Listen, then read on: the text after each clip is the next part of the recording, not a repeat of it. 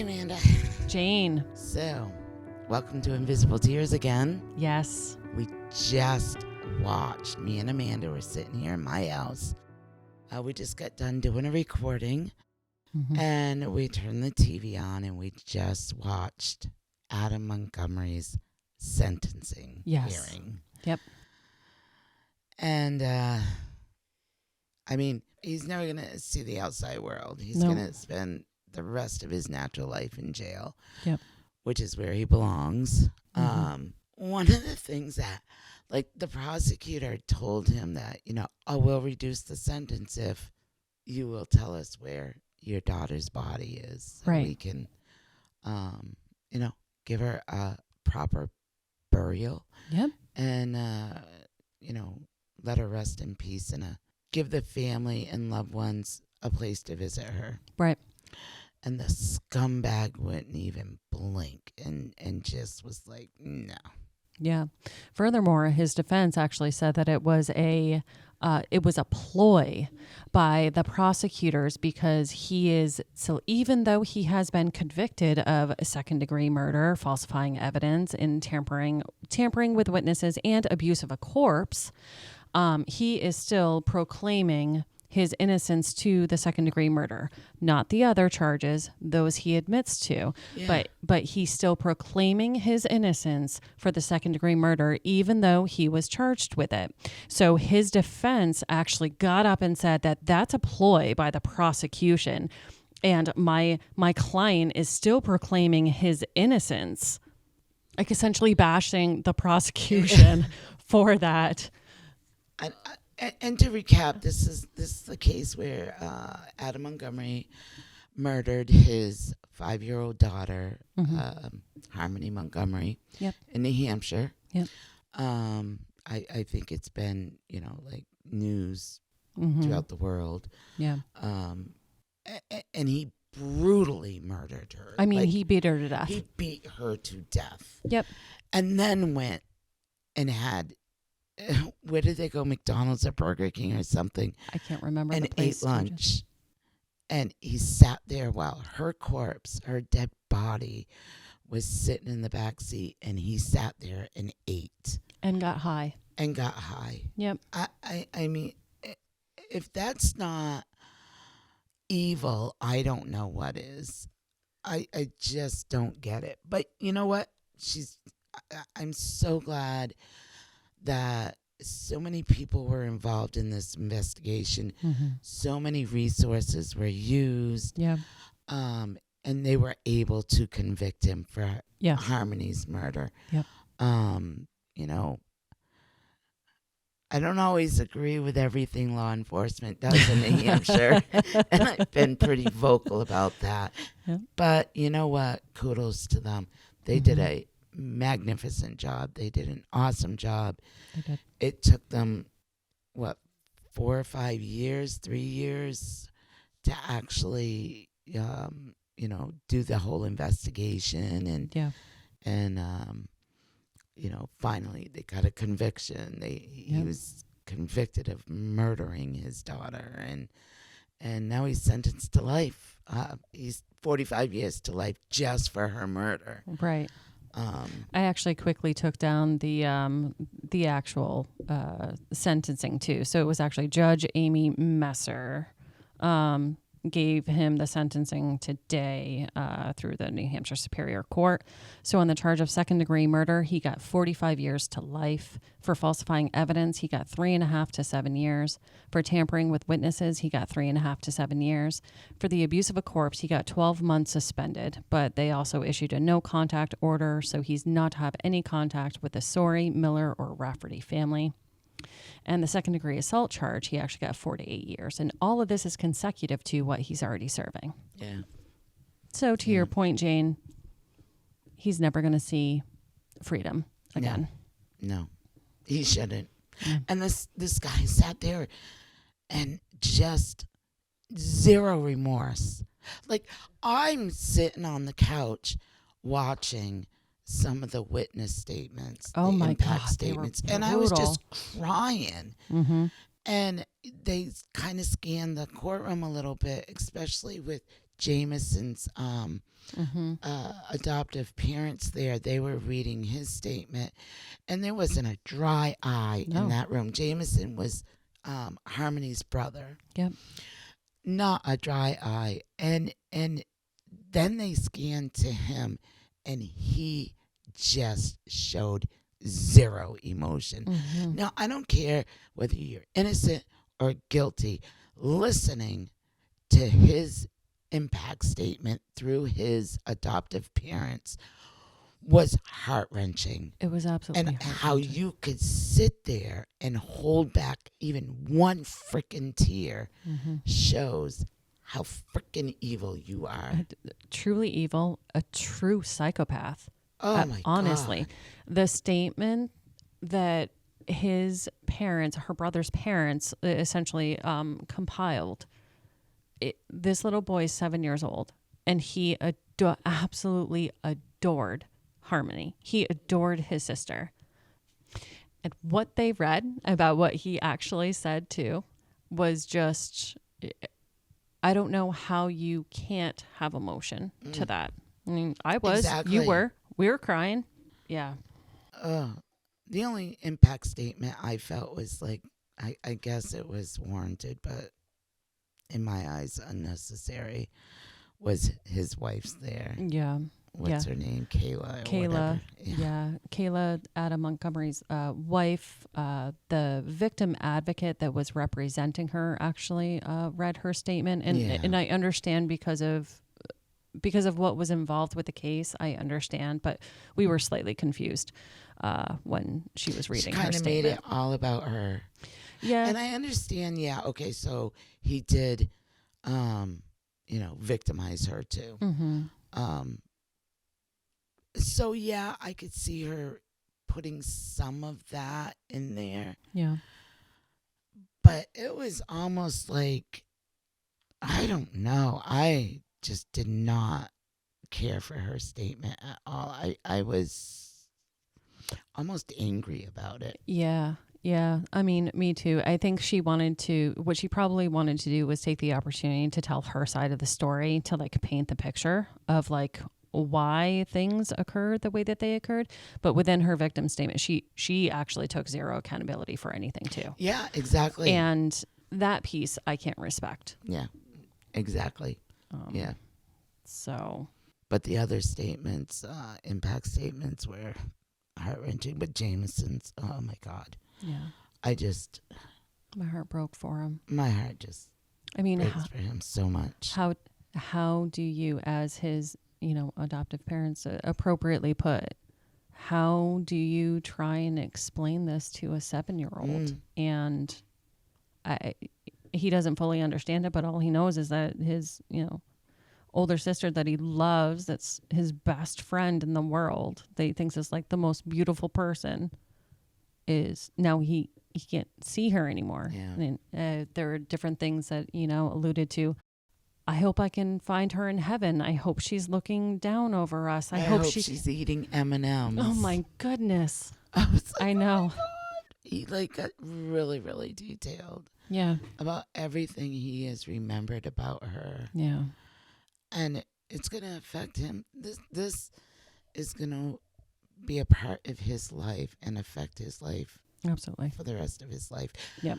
But it appears in listening to his parents that have adopted him, I think that they are going to take very good care of him. Absolutely. And I think he's in a very good spot, very good home, it appears. And I mean, they even got emotional, and they've never met Harmony. Right. But was able to articulate so well how much Jameson misses Harmony. Yeah. And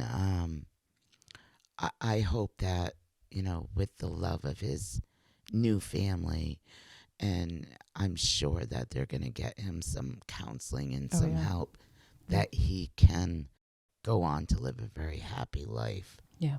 Obviously, he's forever going to miss Harmony. But, I mean, it brings tears to my eyes just thinking about him right now. Yeah. It's like, this monster just, but you know what? Harmony has gotten justice. She's all they need to do is find her, and give her a resting place so people can visit her. But hopefully, knowing her dad can never hurt anybody else again. I'm hoping that maybe somehow she can rest in peace a little bit. Yeah. And it doesn't sound like there's not resources still searching for her too. Oh, yeah. So again, I mean, even after he was convicted, even after he was found guilty, I think it was like that week, they were hitting another spot trying to find her remains. Yep, another marsh. Another marsh, yeah. Yeah. So hopefully one day they will be able to find her remains. We'll be right back after a quick word from our sponsors. And now back to our episode. But, I mean, he is a monster. He is full on a monster. It was scary to observe that lack of emotion in an individual. That scared me to watch. And I know that the judge ordered him to be there because he requested to not even be at his sentencing. Exactly. He didn't even want to be there. And she's like, oh, no. You are going to attend your sentencing in person. And kudos to that judge for making him be there. Yeah. I mean, even with him being there, he just zero emotion. I just can't get over it. Yeah. Nothing. Just nothing from him. And I'm sorry, guilty or not guilty, how could you not show any emotion today in that courtroom? Anybody. Yeah, it just baffles me. A true psychopath. True. Yeah. Now that's a brain that when he dies in jail, that they should be dissecting and really doing a lot of testing on to figure out, yes, this is a true psychopath. Right. And, what part of his brain made him do this. Yeah, they can say, oh, he was on drugs and he was a drug addict and da-da-da-da-da. But it's still, there was something in his brain that just was not right. Because he's not on drugs today. Not that we know of. He didn't appear to be on drugs today when he was in the courtroom. So how can you still not show emotion? I've seen court cases on TV where these people have committed the most horrendous murders because they were drug induced. They were on drugs, but show up at court and apologize and show remorse and show emotion after they are charged for that murder. He did not. No. And that's a brain that somebody should really dissect after he's gone, and to figure out why is he like this? How could somebody be like this? Right. What chemical imbalance in his brain is making him like this? Because something just wasn't right. Something's not right with him. Yep. Agreed. Definitely not right. How old is he? That's a good question. Let me look it up. You want to say something, Jess? No, I'm not sure. No, Jessica's sitting here listening to us. Because she watched it too. Yeah, she watched it too. It was on today, live, WMUR. The sentencing of Adam Montgomery. Piece of crap. Adam Montgomery's 34 years old. So he's 34 years old. He's never going to be out of jail. He will serve the rest of his natural life in jail. And I hope it's not easy. Yeah. Yeah, because, obviously we outlined the charges that he was, the sentencing that he got today for all the different charges, but he's currently serving a minimum sentence of 32 and a half years on completely other unrelated gun charges. All the gun charges and all that, right? Yep. Yeah. So, So everything that he was handed down today was consecutive. Good. So, yeah. Yeah, I don't think he's ever going to have the possibility of parole. Yeah. One would hope. Right. Good job, New Hampshire State Police. Yes. I want to reframe that. Great job, New Hampshire State Police. Great job for every single detective that has worked, I'm sure, tirelessly on this case. Yep. Great job by the prosecution. Yes. And the determination to bring this case. Now, we hear all the time it's hard to convict without a body. Yep. Their grit and their determination to get this case to court, to charge him with murder. Great job. Mm-hmm. Great job to the jury. I'm sure that was not easy being on that jury panel. I would have wanted to be I on can't it. even imagine. And great job to the judge for listening and imposing the best sentence that she could impose. Yeah, it sounded like she did maximum sentencing. Yeah, on all the charges. And I mean, she really basically said, not just based off of these cases, or these charges right here, but based off of your past. Rap sheet. We looked at each other like, holy crap. When she was reading, so before the judge actually gave him his sentencing, she was reading his rap sheet. And we're like, one of them, it was even something, they said he shot someone in the face. I was like, what? How is he even out of jail? I don't know. Yeah. But the charge wasn't for shooting someone in the face. The charge was for something else. But in the incident, he shooted someone in the face. Yeah. I'm like, what?